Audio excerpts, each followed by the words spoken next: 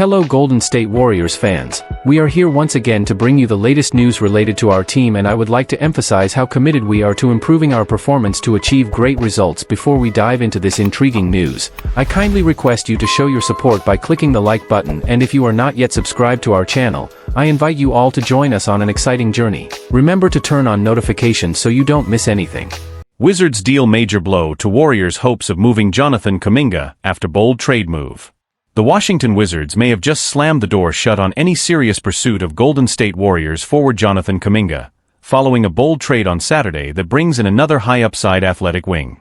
According to Anthony Slater of The Athletic, the Wizards had emerged as one of the leading suitors for Kuminga in recent days. But that interest seems to have cooled dramatically after Washington finalized a deal for Houston Rockets forward Cam Whitmore, acquiring him in exchange for just 2 second-round picks. Wizards pivot to Whitmore, likely ending their pursuit of Kuminga. As reported by ESPN's Shams Charania, Whitmore had been seeking a fresh start following a crowded 2-year stint in Houston. His minutes were already limited, and the Rockets' recent addition of 2-time Finals MVP Kevin Durant made his path to playing time even murkier. Whitmore played only 5 minutes in Houston's playoff loss to the Warriors, a clear sign it was time for a change. Still just 20 years old, Whitmore has shown flashes of serious scoring potential in limited NBA minutes, averaging 10.8 points and 3.4 rebounds in just 17.4 minutes per game across 2 seasons. He's also posted a solid 44.9% field goal percentage and hit 35.7% from beyond the arc, numbers that make his upside hard to ignore. Back in the 2023 NBA draft, Whitmore was projected to be a top 10 pick, and Golden State had a shot at him. Instead, the Warriors passed on the 6 feet 6 inches wing and selected Brandon Podziemski at No. 19, letting Whitmore fall to the Rockets. Now, Washington seizes the opportunity.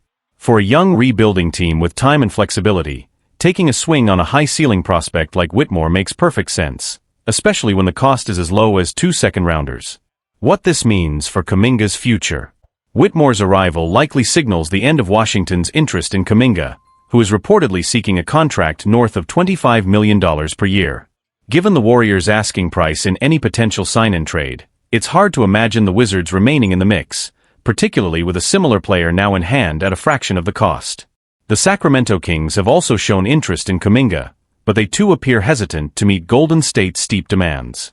According to Matt George of ABC 10, Kings GM Scott Perry is prepared to walk away from negotiations rather than overpay, and their offer of Dario Saric, rookie Devin Carter, and 2 second-round picks didn't exactly wow the Warriors. That leaves Golden State in an intriguing spot. With interest cooling and no deal yet finalized, there's a very real chance that Kuminga, once the 7th overall pick, could remain a Warrior when the season tips off. What's next for the Warriors and Kuminga? With Washington effectively out of the race and Sacramento unwilling to overpay, the Warriors find themselves facing a tough reality. The market for Jonathan Kuminga may not be as strong as they hoped. Kuminga, still just 21 years old, has shown undeniable flashes of star potential.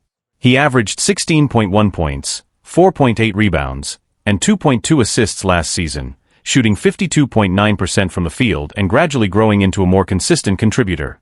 His athleticism, defensive versatility, and ability to score in transition make him an attractive piece, but not at any price. The Warriors are in a difficult position. They want fair value for a player they've invested in since drafting him 7th overall in 2021. But they're also in the middle of reshaping their roster and managing a hefty luxury tax bill. With Klay Thompson gone to Dallas and Chris Paul waived, Golden State is clearly signaling a new direction, but Kuminga's future remains a question mark. League reactions and speculation. Around the league, the Whitmore trade has raised eyebrows not just for its low cost, but for how it may reshape the broader market for young forwards. Multiple analysts have pointed out that Washington landing Whitmore, a player with similar upside to Kuminga, for a pair of second-round picks might set a precedent. Teams may now be more hesitant to meet Golden State's high asking price, especially given the new collective bargaining rules that penalize teams for overspending. There's a market correction happening, one anonymous executive told The Athletic. You can't just demand a king's ransom for young talent when similar players are being moved for pennies on the dollar.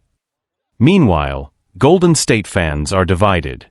Some are pushing the front office to retain Kuminga, arguing that he could blossom into a star with more minutes and responsibility. Others believe now is the time to move him, capitalizing on his rising value before it potentially plateaus. Could Kuminga stay put? With limited suitors and no ideal offers, there's growing speculation that Kuminga may end up staying with the Warriors, at least for now.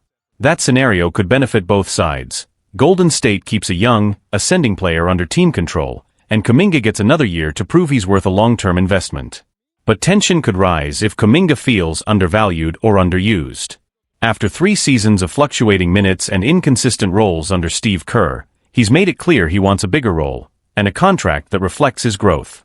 The coming days will be crucial. Golden State must weigh short-term flexibility against long-term potential, and Kuminga's camp will need to decide whether patience or pressure is the better strategy. If the Warriors can't find the right deal soon, they may have no choice but to bring Kuminga back into the fold, and hope he turns into the star they once envisioned. Warriors guard still on the market after early free agency shakeup. The wait continues. Free agency kicked off with a bang, and a blow for the Golden State Warriors, who lost beloved 3-time NBA champion Kevin Looney to the New Orleans Pelicans on a 2-year, $16 million deal. While that departure stung, what's even more surprising is who hasn't moved yet. More than 4 days into free agency, Warriors guard Gary Payton II remains unsigned. And that silence is starting to raise some eyebrows. Gary Payton II still waiting, but why? Payton, who just wrapped up a 3-year, $26.1 million contract originally signed with the Portland Trail Blazers in 2022, has long been known for his defensive tenacity, high energy, and locker room presence. He may not be a star, but he's the kind of role-player championship teams covet, a glue guy, a game-changer in spurts. So why is he still available? One theory: he's simply a lower priority right now in a market focused on restricted free agents. The Warriors themselves are still sorting out the situation with Jonathan Kuminga, who's drawing interest from teams like the Sacramento Kings and Washington Wizards. Until that domino falls, a number of other decisions, including Payton's, are likely on hold. Across the league, teams are also holding their breath as names like Josh Giddey, Quentin Grimes, and Cam Thomas remain in limbo. Once those players find new homes or new contracts, expect a flurry of veteran deals to follow. A return to Golden State still on the table? While rumors surrounding Payton have been few and far between, surprisingly so, considering he still played 15 quality minutes a night on a playoff team, there's growing belief that he may end up right back where he started, in Golden State. The Warriors are said to be waiting on roster flexibility before making additional moves. If Kuminga is traded or re-signed on a new deal that leaves room, Payton could return on a veteran minimum contract. That would allow the team to use its taxpayer mid-level exception elsewhere, potentially on veteran big man Al Horford, who has also been linked to the Bay Area and is expected to sign once the Kuminga situation is resolved. Payton's market may also be affected by the availability of other guards. DeAnthony Melton, a younger, more offensive-minded option, is still unsigned. Could Golden State pivot in that direction? Or might they place their bets on rookie Will Richard, the No. 56 overall pick, fresh off 4 years in college? What happens next? Right now, everything is in a holding pattern, for Payton, for Kuminga, and for the Warriors' offseason as a whole. But don't mistake the quiet for a lack of interest. Behind the scenes, decisions are being weighed carefully. Gary Payton II may not make headlines like a max contract star, but he brings toughness, heart, and playoff experience. And in a league that increasingly values gritty role players, he won't stay unsigned forever. The only question is, will he return to Golden State, or is there another chapter waiting to be written elsewhere? Behind the silence, what's holding up Payton's next move? The lack of traction on Gary Payton II's free agency isn't just about timing, it may also be about uncertainty. At 32 years old, Payton has dealt with multiple injuries over the past 2 seasons, including a lingering core muscle issue that limited his availability. While he's still one of the most disruptive perimeter defenders in the league when healthy, teams may be hesitant to offer a guaranteed contract without clarity on his durability moving forward. Golden State, of course, knows him better than anyone. Payton was a crucial piece during their 2022 championship run, guarding the opponent's best scorer on a nightly basis and making an impact that rarely shows up on the stat sheet. The Warriors value what he brings, but they also have to be strategic with their limited cap space under the new CBA constraints. Internal priorities are slowing external deals. As the Warriors juggle other high-stakes decisions, Payton's fate remains in limbo. The front office is focused on trade talks involving Kuminga, as well as finding front-court reinforcements after Looney's departure. There's also speculation that Golden State may explore a sign-and-trade scenario to bring in a veteran wing or a backup point guard. Al Horford continues to be a hot name linked to the franchise, a steady veteran who could bolster the Warriors' interior defense and provide floor spacing. Sources close to the situation believe that Horford is waiting for clarity on the roster before committing, much like Payton. That waiting game is the theme of Golden State's offseason. It's not about lack of interest, it's about positioning. Every move hinges on the next. Around the league, a veteran market bottleneck. Across the NBA, there's a clear pattern forming. With so many teams prioritizing youth, cost control, and restricted free agents, veterans like Payton, Melton, and even names like Joe Ingles and Torrey Craig have seen surprisingly soft markets. Teams are either hoarding cap space for big swings, or simply choosing to develop their younger talent. In Payton's case, this plays directly into the Warriors' hands. Unless another team swoops in with an offer, Golden State may be able to bring him back on a team-friendly deal, maintaining depth while preserving flexibility. Could another team jump in? One variable that could shake things up, an unexpected offer from a contending team in need of veteran defense and playoff toughness. Teams like the Miami Heat, Minnesota Timberwolves, or even the Milwaukee Bucks could make sense for Payton's skill set, especially as they look to add defensive-minded role players on short-term deals. However, no credible reports have linked him to these teams yet, a sign that either the Warriors have a quiet understanding with Payton's camp, or that the league is simply waiting for the next major domino to fall. Looking ahead. If Payton does return to Golden State, it likely won't come with a fanfare of a blockbuster deal, but his value inside that locker room and on the defensive end of the floor remains undeniable. The Warriors may not be chasing stars this offseason, but retaining role players like Payton could be just as crucial to staying competitive in the ever-tightening Western Conference. For now, the future remains uncertain, but in a summer where patience could pay off, Gary Payton too might just be the kind of player who makes a quiet return, and ends up making a loud impact when it matters most. Warriors could land a bargain big, and maybe their perfect fit at center. The door may not be closed on a two-time All-Star. No player has been more consistently linked to the Golden State Warriors over the past year than Nikola Vucevic.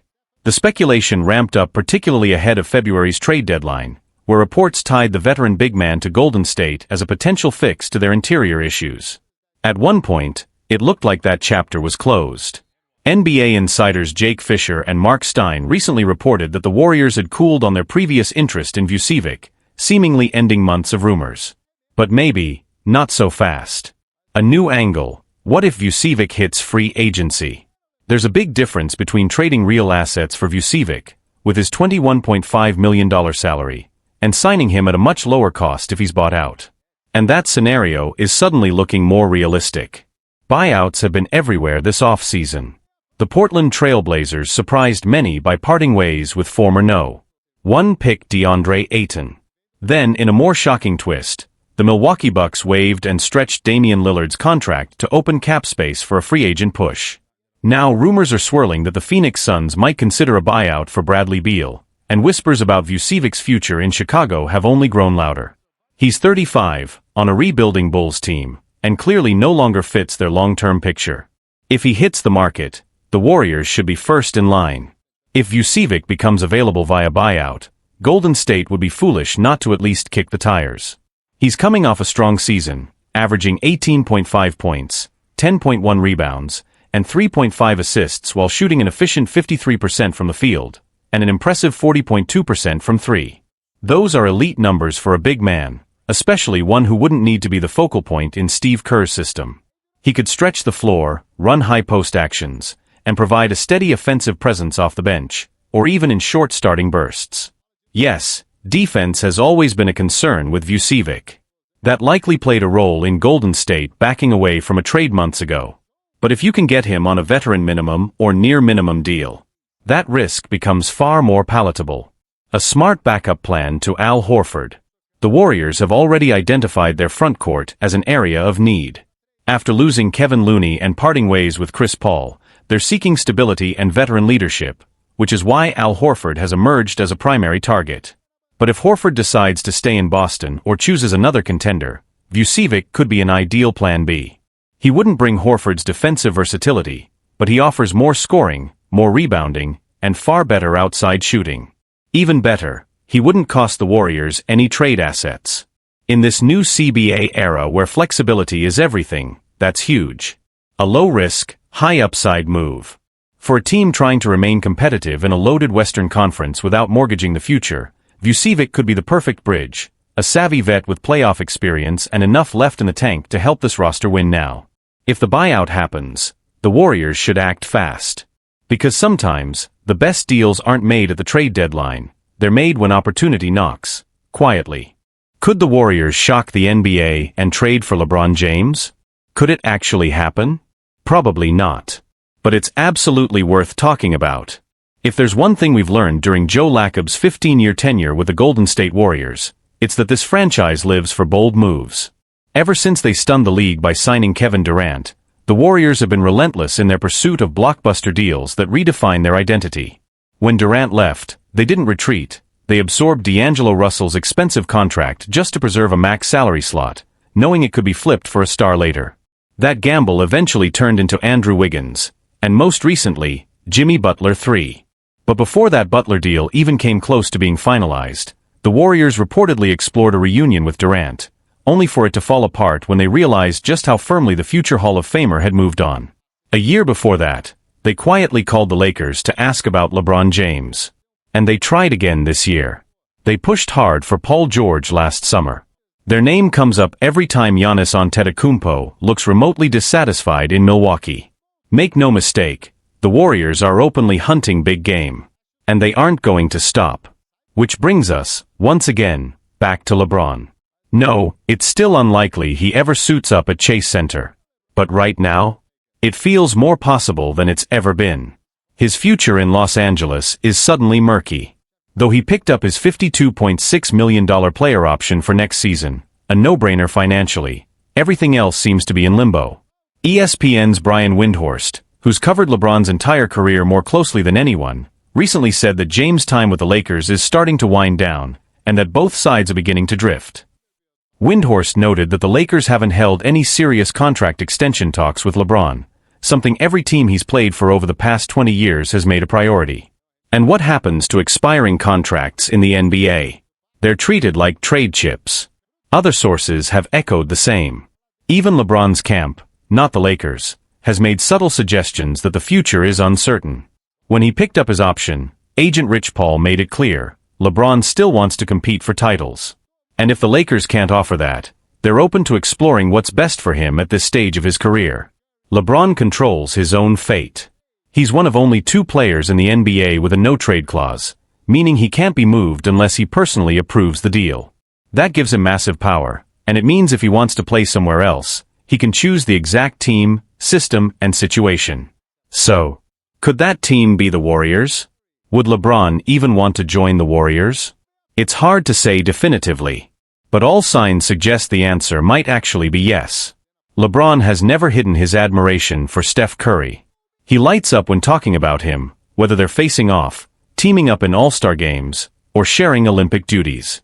He's also extremely close with Draymond Green. They share an agent, a tequila brand, and even go on vacations together. He's praised Steve Kerr and the Warriors system multiple times, and his Olympic experience playing under Kerr was, by all accounts, a positive one. And perhaps most importantly, joining the Warriors would give LeBron a real shot at another championship. If he leaves the Lakers, it won't be to mentor young talent. It'll be to chase a ring. The Warriors are one of the few teams who still check that box. That said, there's one major reason to doubt whether LeBron would seriously consider it. Golden State will always be Steph's team. At this point in his career, LeBron knows he might not be the best player on a championship team anymore. He's admitted as much by publicly deferring to Anthony Davis in LA. But being the face of the franchise? That still matters. If he went to Dallas and teamed up with Luka Doncic and Kyrie Irving, he could still be the headline name. If he returned to Cleveland, it would be a storybook ending, his third act in the city that raised him, leading a younger group to contention while once again becoming the symbol of the franchise. In Golden State, he'd be just one piece, important yes, but not the guy. Would he be okay with not being the final player introduced at home games? With not getting the loudest cheers? With accepting Steph's leadership in Steph's building? Only LeBron can answer that. Would he fit in with the Warriors? Absolutely. In fact, he might be the most seamless fit imaginable. LeBron is arguably the smartest player in league history. He's built for Kerr's system. His size, vision, and versatility would allow the Warriors to unlock a dozen new lineup combinations. His ability to create would free up Curry to play more off the ball. His unselfishness would ensure the ball keeps moving. And though he's no longer an elite defender, he's still smart, disciplined, and capable of guarding multiple positions when engaged. Off the court, the relationships are already there. No chemistry issues. No ego conflicts. And let's not forget, he's shot nearly 40% from three over the last 2 seasons. For where Steph is in his own career, LeBron is about as perfect a partner as you could ask for. Would the Warriors actually want him, at that price? Now we get to the tough part. Let's assume the deal would center around Jimmy Butler 3. LeBron and Bronny James's combined salaries line up almost perfectly with Butler's. In theory, it's a clean swap. Green could be involved in some alternate scenario, but it's hard to imagine the Warriors willingly giving up Draymond when he's likely one of the reasons LeBron would even consider the move. So let's say it's Butler plus 2 future first-round picks for the James duo. Financially and contractually, it works. But is it the right call? The Warriors saw firsthand how well Butler fit last season. He was elite on defense, unshakably competitive, and fit beautifully into the team's culture. He might not be LeBron, but he worked. Golden State went 24-8 after Butler's debut and looked like a true contender before Curry's injury. Why mess with that? Plus, Butler is under contract for 2 more years. LeBron? He's going year to year, openly contemplating retirement. If you're Joe Lacob, do you risk the chemistry you've built, and your long-term picks, for what could be just 1 more season of LeBron? Still, none of that may matter if Lacob decides to go hunting again. This team has never been afraid to swing big. And if LeBron James, arguably the greatest player of all time, signals he's willing to come, the Warriors might find the temptation too strong to resist.